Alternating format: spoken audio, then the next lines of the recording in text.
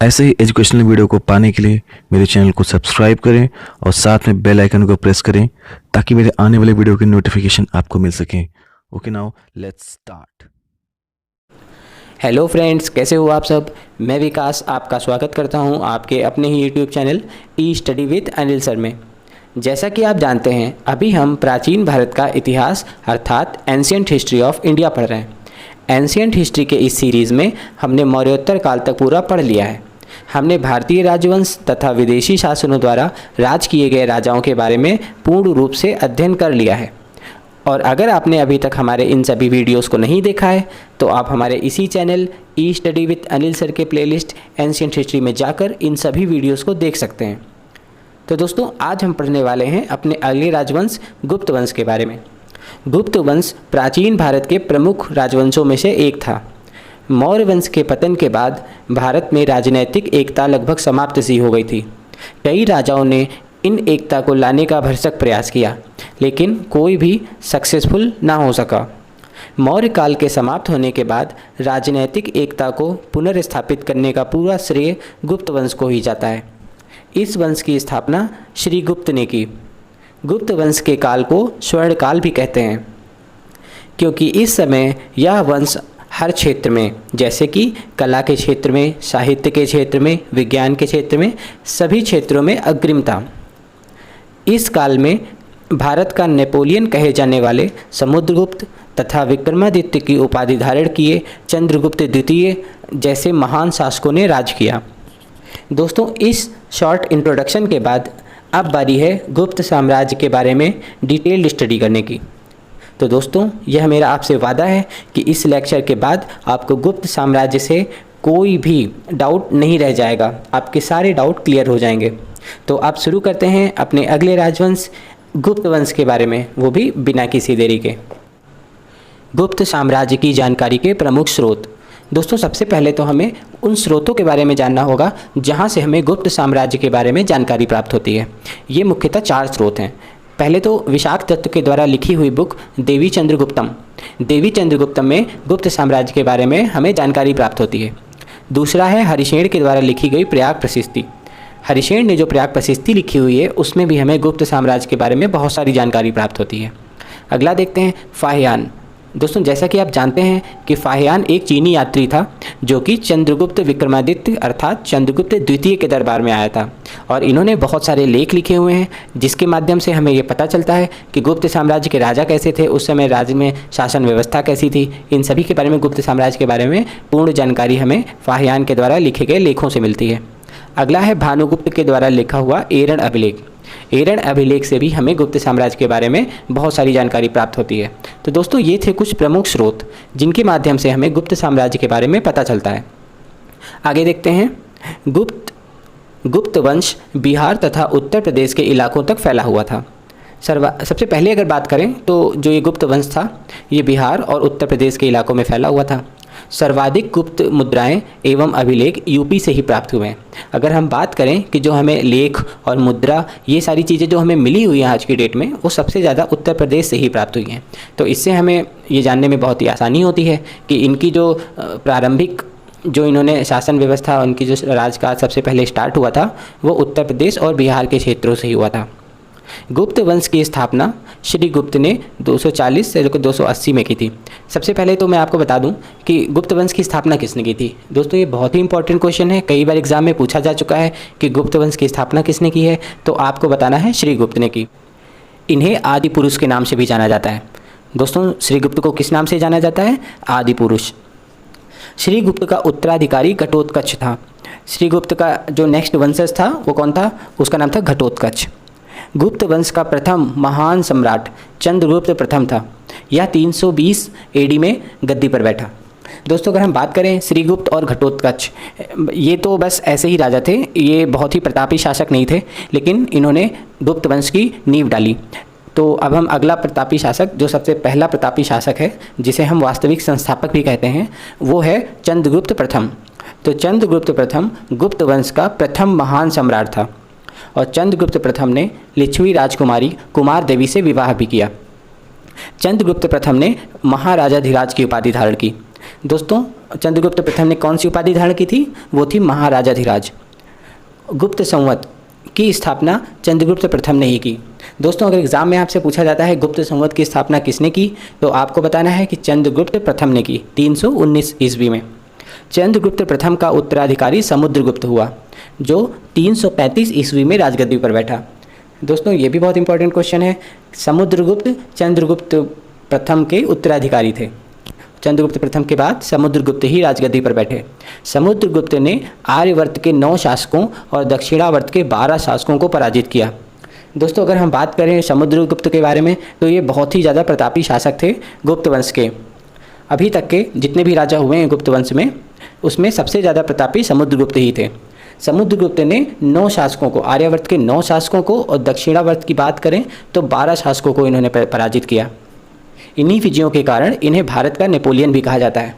दोस्तों again this is a very most important question कि समुद्रगुप्त को भारत का नेपोलियन भी कहते हैं, ये आपको याद रखना है। समुद्रगुप्त का दरबारी कवि हरिशेन था। अगर आपसे पूछा जाता है कि समुद्रगुप्त का दरबारी कवि कौन था, तो आपको देना है उत्तर हरिशेन। और हरिशेन ने क्या किया है? इलाहाबाद प्रशस्ति लेख की रचना की है। इलाहाबाद प्रशस्ति, जिसे हम प्रयाग प्रशस्ति के नाम से भी जानते हैं, इसकी रचना किसने की? हरिशेन ने की। हरिशेन कौन थे? समुद्रगुप्त के दरबारी कवि थे। समुद्रगुप्त विष्णु का उपासक था। ये किस देवता को पूजते थे? ये विष्णु भगवान को मानते थे। समुद्रगुप्त ने अश्वमेधकर्ता की उपाधि धारण की। दोस्तों अगर आपसे एग्जाम में पूछा जाता है कि समुद्रगुप्त ने कौन सी उपाधि धारण की, तो आपको बताना है अश्वमेधकर्ता। समुद्रगुप्त, जिसे भारत का नेपोलियन भी कहते हैं, इन्होंने अश्वमेधकर्ता की उपाधि धारण की थी। समुद्रगुप्त संगीत प्रेमी था। दोस्तों अगर हम बात करें समुद्रगुप्त की, तो यह एक संगीत प्रेमी थे। और इस बात का अनुमान हम कैसे लगाते हैं, कैसे हम कह सकते हैं कि एक संगीत प्रेमी था? वो ऐसे कह सकते हैं क्योंकि जो उस समय के सिक्के मिले हुए हैं उसमें वीणा बजाती हुई फ़ोटो दिखाई गई है समुद्रगुप्त की। समुद्रगुप्त के समय जो सिक्के मिले हुए हैं उसमें समुद्रगुप्त को वीणा बजाते हुए दिखाया गया है। समुद्रगुप्त को कविराज के नाम से भी जाना जाता है। दोस्तों समुद्रगुप्त को किस नाम से जानते हैं? इन्हें कविराज भी कहा जाता है। समुद्रगुप्त ने विक्रमांक की उपाधि धारण की। दोस्तों अभी हमने देखा था कि समुद्रगुप्त ने अश्वमेधकर्ता की उपाधि धारण की, अभी हम देख रहे हैं कि इन्होंने विक्रमांक की भी उपाधि धारण की थी। समुद्रगुप्त का उत्तराधिकारी चंद्रगुप्त द्वितीय हुआ, जो 380 एडी में राजगद्दी पर बैठा। दोस्तों अभी हमने देखा दूसरे जो प्रतापी शासक थे जिनका नाम था समुद्रगुप्त। अब हम देखते हैं उन्हीं के अगले उत्तराधिकारी जिसका नाम है चंद्रगुप्त द्वितीय। ये भी बहुत ही ज़्यादा प्रतापी शासक थे। ये कौन थे? समुद्रगुप्त के उत्तराधिकारी थे और 380 एडी में राजगद्दी पर बैठे। चंद्रगुप्त द्वितीय के काल को ही स्वर्णकाल कहते हैं। दोस्तों हमने अपने इंट्रोडक्शन स्पीच में सुना था कि जो गुप्त वंश है इसे स्वर्णिम काल कहते हैं। गुप्त वंश के काल को स्वर्णिम काल कहते हैं, स्वर्ण का काल कहते हैं। तो एक्चुअली में देखा जाए तो स्वर्ण काल किसके समय के राजा को कहते हैं? वो कहते हैं चंद्रगुप्त द्वितीय के समय में जो काल चल रहा था उसी को हम स्वर्ण काल कहते हैं। क्यों कहते हैं? क्योंकि चंद्रगुप्त द्वितीय के समय कला में और युद्ध कौशल में, साहित्य में, हर चीज़ में ये A1 क्लास के थे, बिल्कुल टॉप पे थे, इसीलिए इनको स्वर्णकाल कहते हैं। चंद्रगुप्त द्वितीय ने विक्रमादित्य की उपाधि धारण की। दोस्तों ये सबसे ज़्यादा इंपॉर्टेंट क्वेश्चन है। इन्होंने कौन सी उपाधि धारण की? इन्होंने विक्रमादित्य की उपाधि धारण की, इसीलिए चंद्रगुप्त द्वितीय को चंद्रगुप्त विक्रमादित्य के नाम से भी जानते हैं। चंद्रगुप्त द्वितीय के शासनकाल में चीनी बौद्ध यात्री फाहियान भारत आया था। दोस्तों अगर आपसे पूछा जाता है फाहियान किसके शासनकाल में आया था, तो आपको बताना है चंद्रगुप्त द्वितीय, जिन्हें हम चंद्रगुप्त विक्रमादित्य के नाम से भी जानते हैं, उनके समय में आया था फाहियान। ये एक चीनी बौद्ध यात्री था। शकों पर विजय के उपलक्ष्य में चंद्रगुप्त द्वितीय ने चांदी के सिक्के चलवाए। दोस्तों ये हमने जब हम शक साम्राज्य के बारे में पढ़ रहे थे तभी भी हमने इसके बारे में पढ़ा था। शकों को जब इन्होंने चंद्रगुप्त द्वितीय ने पराजित किया तो इसके खुशी के उपलक्ष्य में इन्होंने चांदी के सिक्के चलवाए थे।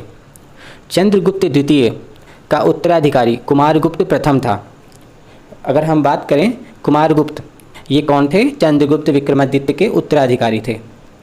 इन्हें गोविंद गुप्त के नाम से भी जानते हैं और ये 415 एडी में राजगद्दी पर बैठे। नालंदा विश्वविद्यालय की स्थापना कुमारगुप्त ने की। दोस्तों फिर से एक इम्पॉर्टेंट क्वेश्चन आ रहा है जो कि एग्जाम में पूछे जाने के बहुत ही ज़्यादा चांसेस हैं। वो क्या है? नालंदा विश्वविद्यालय की स्थापना किसने की? जो बिहार में नालंदा विश्वविद्यालय है उसकी स्थापना किसने की? तो उसकी स्थापना की थी कुमारगुप्त ने। कुमारगुप्त जो कि चंद्रगुप्त विक्रमादित्य के पुत्र थे। कुमारगुप्त का उत्तराधिकारी स्कंदगुप्त था। अगर हम बात करें अगले राजा जो हैं स्कंदगुप्त, वो कौन थे? कुमारगुप्त प्रथम के उत्तराधिकारी थे। स्कंदगुप्त ने गिरनार पर्वत पर स्थित सुदर्शन झील का पुनरुद्धार कराया था। दोस्तों, अगर आपको याद हो सुदर्शन झील के बारे में, तो हमने आपको बताया था कि यह चंद्रगुप्त मौर्य के शासनकाल में बना था। सुदर्शन झील कब बना था? चंद्रगुप्त मौर्य के समय। और अशोक मौर्य, इन्होंने क्या कराया था? उसी सुदर्शन झील पर एक बांध का निर्माण करवाया था। इसके बाद अगर आपको याद हो तो हमने पढ़ा था रुद्रदामन। रुद्रदामन के समय में आते आते जो ये सुदर्शन झील थी और उस पर बना हुआ बांध था वो पूरी तरीके से टूट गया था, तो इन्होंने उसको रेनोवेट करवाया था, इसका पुनरुद्धार करवाया था। इसके बाद स्कंदगुप्त के शासनकाल आते आते वो फिर से पूरी तरीके से टूट चुकी थी, तो उसको रीरेनोवेशन यानी कि फिर से पुनरुद्धार कराया स्कंदगुप्त ने। तो दोस्तों, आई होप ये आपको क्लियर हो गया होगा। स्कंदगुप्त के शासनकाल में ही हूणों का आक्रमण शुरू हो गया। हूणों के बारे में आप जानते ही होंगे, नहीं जानते हैं तो मैं आपको बता रहा हूँ। हूण उस समय बहुत ही ज़्यादा एक अपने राज्य विस्तार करने के लालच में दूसरे देशों पे बहुत ही ज़्यादा आक्रमण कर रहे थे।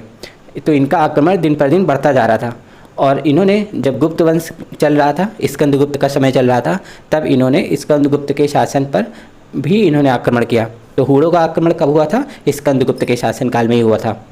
स्कंदगुप्त ने पर्णपत्र को सौराष्ट्र का गवर्नर नियुक्त किया। दोस्तों, अगर आपसे पूछा जाता है कि स्कंदगुप्त ने सौराष्ट्र का गवर्नर किसे नियुक्त किया, तो आपको बताना है पर्णदत्त को। लास्ट क्वेश्चन देखते हैं अपने गुप्त साम्राज्य से। अंतिम गुप्त शासक विष्णुगुप्त थे।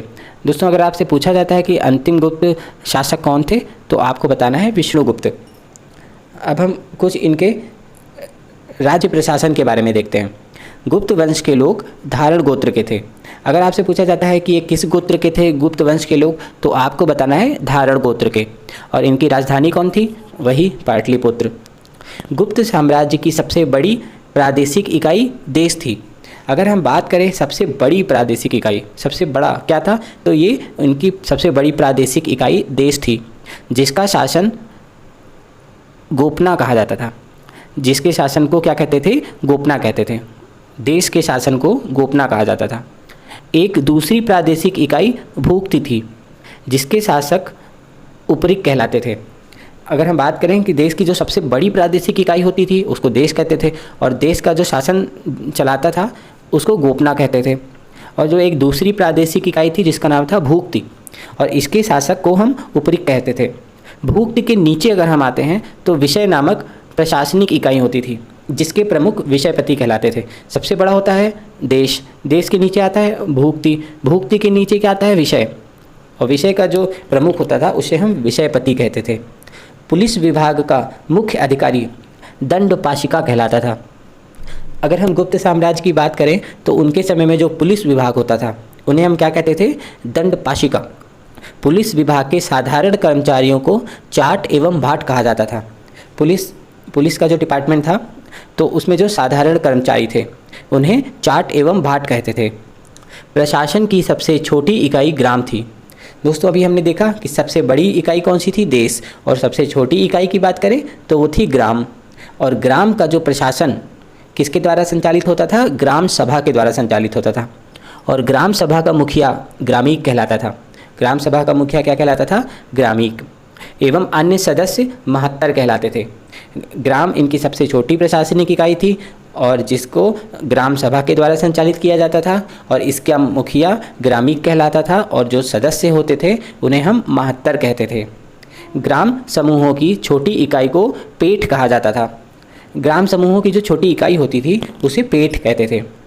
गुप्त शासक कुमारगुप्त के दामोदरपुर ताम्रपत्र में भूमि बिक्री संबंधी अधिकारियों की क्रियाकलापों का उल्लेख है। अगर हम बात करें कुमारगुप्त का जो दामोदरपुर ताम्रपत्र अभिलेख है, तो उसमें आप क्या देखेंगे कि इसमें भूमि बिक्री संबंधी जो अधिकारी होते थे और उनकी क्रियाकलापों का उसमें उल्लेख है। भू राजस्व कुल उत्पादन का 1/4 भाग से 1/6 भाग तक होता था। अगर हम टैक्स की बात करते हैं, भू राजस्व की हम बात करते हैं, तो जितना उत्पादन होता था टोटल कुल उत्पादन का 1/4 भाग से लेकर 1/6 भाग तक होता था। आर्थिक उपयोगिता के आधार पर निम्न प्रकार की भूमि थी। अगर हम बात करें भूमि कितनी तरीके से होती थी, तो ये निम्न तरीके से होती थी। पहला था क्षेत्र। क्षेत्र किसे कहते थे? कृषि करने योग्य भूमि को क्षेत्र कहते थे। वह भूमि जिस पर कृषि की जाती थी उसे क्षेत्र कहते थे। अगला आता है वास्तु। वास्तु क्या होता था? वास करने योग्य भूमि को, जहाँ पे लोग रह सकते हैं, वास कर सकते हैं, ऐसी भूमि को वास्तु कहते थे। चारागाह भूमि, ये क्या होती थी? पशुओं के चारा योग्य भूमि, जो जहाँ पे पशु जाके अपना चारा खा सकते हैं, तो चारा योग्य जो भूमि होती थी पशु की, उसे चारागाह भूमि कहते थे, जैसे नाम से ही पता चल रहा है। अगला है सिल। सिल क्या होता है? सिल ऐसी भूमि होती थी जो जोतने योग्य नहीं होती थी। सिल का मतलब जो उपजाऊ नहीं होती थी, जिसे हम जोत नहीं सकते हैं, उस भूमि को सिल कहते थे। और लास्ट है हमारा आपरहत। आपरहत क्या होता है? ऐसी भूमि जो जंगली होती थी। जंगली भूमि को हम क्या कहते थे? आपरहत। तो दोस्तों ये 5 तरीके से हमने देखा कि आर्थिक उपयोगिता के आधार पर ये निम्न प्रकार से भूमि होती थी: क्षेत्र, वास्तु, चारागाह, सिल, आपरहत। आई होप आपको ये 5 अच्छे से क्लियर हो गया होगा। आगे देखते हैं। सिंचाई के लिए रहट या घंटी यंत्र का प्रयोग होता था। सिंचाई के लिए हम किस यंत्र का प्रयोग करते थे? रहट या फिर घंटी, इन दोनों का प्रयोग करते थे सिंचाई में। गुप्त काल में उज्जैन सर्वाधिक महत्वपूर्ण व्यापारिक केंद्र था। अगर हम बात करें सबसे ज़्यादा जो व्यापारिक केंद्र, जो हमारा ट्रेड सेंटर था, वो कहाँ था? तो वो था उज्जैन। उज्जैन में सबसे ज़्यादा व्यापार होता था। गुप्त राजाओं ने सर्वाधिक स्वर्ण मुद्राएं जारी की। अगर हम बात करें कि सबसे ज़्यादा स्वर्ण मुद्राएं किसने जारी की हैं, तो गुप्त राजाओं ने की हैं। इनकी स्वर्ण मुद्राओं को अभिलेखों में दिनार कहा गया है। जो गुप्त काल के समय में जो मुद्राएं जारी की गई थी, उन्हें किस नाम से जाना गया है? अभिलेखों में दिनार के नाम से जाना गया है। विंध्य जंगल में सबर जाति के लोग अपने देवताओं को मनुष्य का मांस चढ़ाते थे। अगर हम बात करें गुप्त काल की, तो इसमें जो विंध्य जंगल था और उसमें सबर जाति के लोग रहते थे, तो वो क्या करते थे? अपने देवताओं को मनुष्य का ही मांस चढ़ा देते थे। पहली बार किसी के सती होने का प्रमाण 510 ईस्वी में भानुगुप्त के एरड़ अभिलेख में मिलता है। अगर हम बात करें सती होने का, अगर हम फर्स्ट टाइम देखते हैं सती, तो वो हम देखते हैं एरड़ अभिलेख में, भानुगुप्त द्वारा रचित एरड़ अभिलेख में मिलता है कि कोई पहली बार सती हुआ था, जिसमें किसी भोजराज की मृत्यु पर उसकी पत्नी के सती होने का उल्लेख है। उसमें क्या हुआ था? भोजराज की मृत्यु हो गई थी, कोई व्यक्ति रहा होगा भोजराज, उसकी मृत्यु हो गई और उसकी जो पत्नी थी वो पहली बार सती हुई थी। तो पहली बार सती होने का जो उल्लेख है वो भी हमें एरड़ अभिलेख से मिलता है। गुप्त काल में वैश्यावृत्ति करने वाली महिलाओं को गणिका कहा जाता था। ऐसी महिलाएं जो वैश्या होती थी उन्हें हम क्या कहते थे? गणिका। वृद्ध वेश्याओं को कुटनी कहा जाता था। ऐसी वेश्याएं जो बूढ़ी हो चुकी हैं, वृद्ध हो चुकी हैं, उन्हें कुटनी कहा जाता था। गुप्त सम्राट वैष्णव धर्म के अनुयायी थे। जो मैक्सिमम गुप्त सम्राट लोग थे वो सब किस धर्म को मानते थे? वैष्णव धर्म को। तथा उन्होंने इसे राजधर्म भी बनाया। इन्होंने क्या किया? वैष्णव धर्म को राजधर्म बना दिया। विष्णु का वाहन गरुड़ गुप्तों का राष्ट्र चिन्ह था, जो इन्होंने राजधर्म बनाया, और इन्होंने राज चिन्ह भी बनाया। किसे बनाया? विष्णु के गरुड़ को। विष्णु का वाहन क्या था? गरुड़। इसको इन्होंने राज चिन्ह बनाया गुप्तों ने। गुप्त काल में वैष्णव धर्म संबंधी सबसे महत्वपूर्ण अवशेष देवघाट का दशावतार मंदिर है। अगर हम बात करें कि गुप्त काल के समय जो वैष्णव धर्म में सबसे महत्वपूर्ण अवशेष है, कैसे पता चलता है कि ये वैष्णव धर्म के बहुत ही ज़्यादा अनुयायी थे?